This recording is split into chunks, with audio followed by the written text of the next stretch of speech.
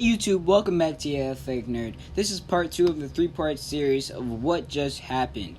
The Matt Stafford era in Detroit is finally over, as the Detroit Lions officially start their rebuild with a bang. The picks are in future years besides the 3rd round pick that is expected to be in this season.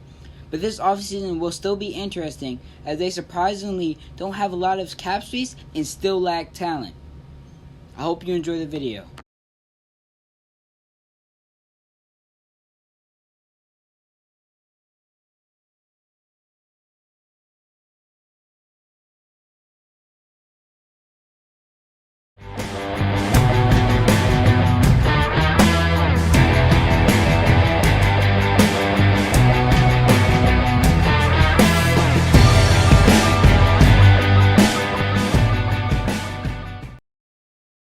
Starting off at the quarterback position. As most probably know, that in the trade they did receive Jared Goff, and I do understand that Jared Goff isn't great, but he is definitely a serviceable quarterback, and since the Detroit Lions can't reasonably get out of his contract for at least the next 2 years, I don't think that they will be drafting a quarterback this offseason.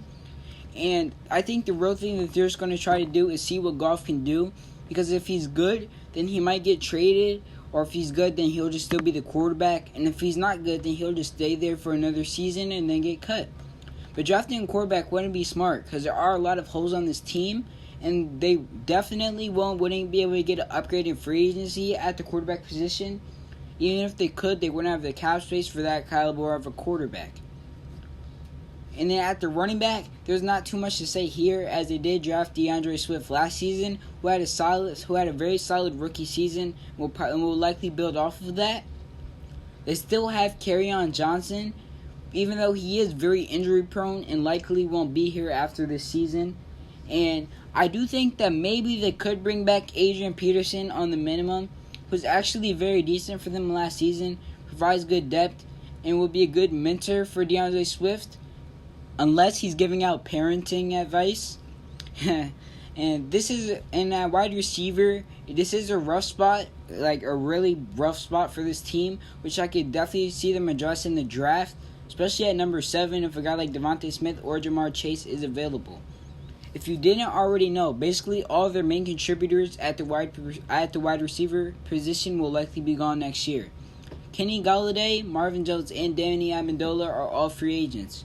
Marvin Jones will likely receive a nice payday outside of the Lions' price range and interest, as they are a rebuilding team, and he will likely try to go to a contender. Same thing with Danny Amendola, who is also a very good contributor. He could give you at least 500, 600 yards like every season. And Kenny Golladay, he is like a top 3 wide receiver on the market coming into the free agency, and will likely also head to a contender and receive a large payday. And the Lions, they can free up a decent amount of cap space, but it also just comes down to interest at the end of the day. So like I said, I could see them go for a guy like Devontae Smith or Jamar Chase. But if they don't want to get some guy like that and want to address another need, then they could get somebody in the 2nd round, or even trade up into the 20s. If a guy like Rashad Bateman, Jalen Waddle, or Kadarius Toney slips that far, since they all have the potential to be a decent number 1 and definitely a very good number 2 wide receiver in the NFL. There's a lot of depth to the class here, so it wouldn't be shocking to see them find a quality guy in the 3rd round or later. Somebody that I haven't mentioned, but like every year, how there's always somebody that is just a shocker, or even not a shocker, but just slipped. And even if they do draft a few wide receivers, or even bring back one of these guys, or add some veterans in free agency for depth, they might want to expect elevated play out of Quintez Cephus, see if he has a chance to be a good wide receiver for them. Now on to the tight end position.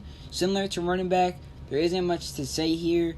TJ Hawkinson was drafted fairly recently and is already one of the better tight ends in the NFL.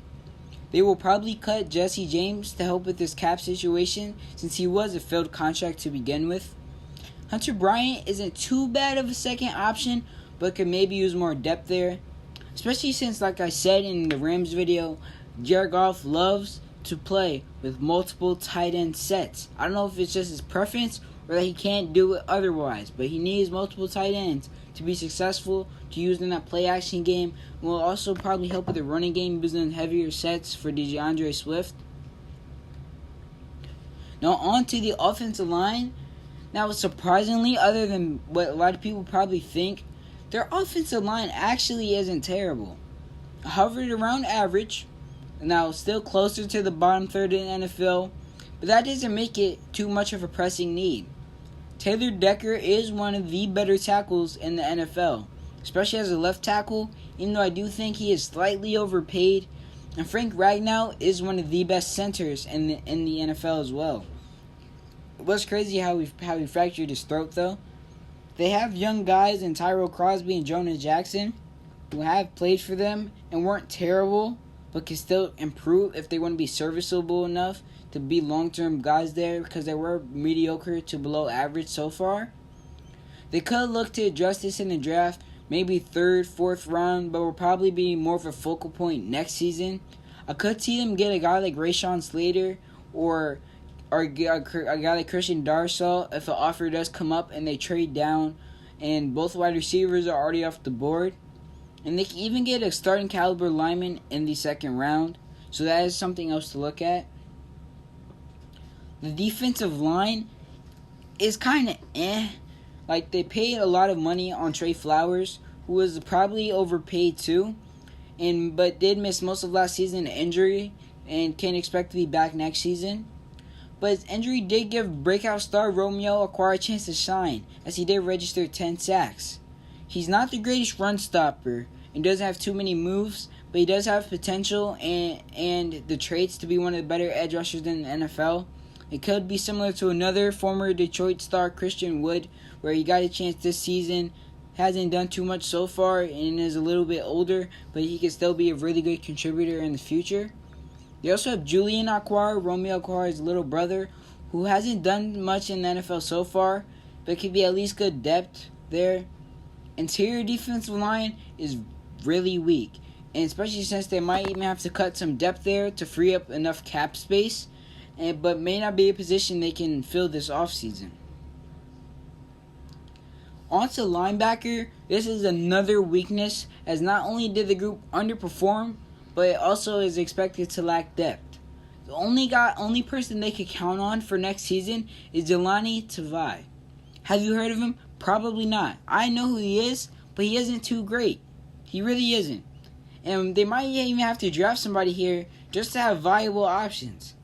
Like, at the number 7 pick, I can easily see them get a guy like Micah Parsons, who even might be available if they trade down a few spots for a team that wants a quarterback. He's an athletic freak and has had very good production. But he can also play outside linebacker in a 3-4, which the Lions do run. So it would be very interesting, and he would provide them that amount of versatility. Now, there are some day 2 guys that are very good at linebacker, but even then, they might not. It's hard to know which one of them would be difference makers, and there's better value at other positions later in the draft. Now, the secondary is the one area that they do not have to worry about this offseason. Maybe safety, but not really, since, that safety, they do have somebody named Deron Harmon, who isn't a bad option at strong safety, and Tracy Walker is good at free safety. So, they're at least serviceable, at least good, so it isn't too much of a position to fill. And that cornerback, as most probably know, they did spend the 3rd pick on Jeff Okudah last offseason, who did have a bit of a disappointing rookie year, but can you blame him? They threw him to the Wolves, and going up against the guys in that division like Devontae Adams and even Justin Jefferson last season and Allen Robinson, that is hard to do, and cornerback is one of the harder positions to adjust that as a rookie. So the bottom line, Matt Stafford finally got out of Detroit, and ironically, that actually ends the QB controversy this offseason, as people did expect them to maybe draft a QB when they did trade Matt Stafford, because they didn't expect them to get a quarterback in return. Now, given Goff and a little bit of a penalty that do take up Stafford, along with some bad contracts that they may have to get rid of, they don't have much cap space, but like I said, they can create a good chunk Even then, they may not be able to re-sign key contributors like Kenny Golladay, and their best scenario might be a franchise tag and trade him for some value back for maybe like a second or third round pick. And given the amount of departures that they will have holes at wide receiver, they have holes on the front seven, and maybe even offensive line. They should get one of those top wide receivers at 7, or even trade down if they get a good enough package. Even then, I think that they could get a guy like Micah Parsons. And if they trade down that far, maybe get a guy like Rashawn Slater, who has a chance to be a very good tackle or even guard in the NFL. If they fill a linebacker or a tackle, I could see them use one of the third-round picks to trade up and get that wide receiver late in the first round, like a Kadarius Toney, who is very good. And then use their other third-round pick on the linebacker. If they don't trade up, then they can use that third-round pick on a defensive lineman. And disclaimer, I'm saying like they're going to use their first and second-round picks likely on linebacker, tackle, or wide receiver. And so, like I said, and then they could spend their other picks on a guy like another linebacker and just depth all around. But things are actually starting to look good in Detroit.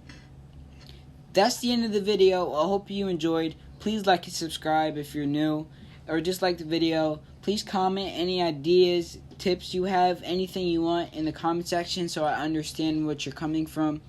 And if you are a sports fan, like I've said, then please click any of the links in the description. I will probably be pinned in the comment section if I don't forget. And you could buy some sports apparel or some other sports related items if you want. And just have a great day.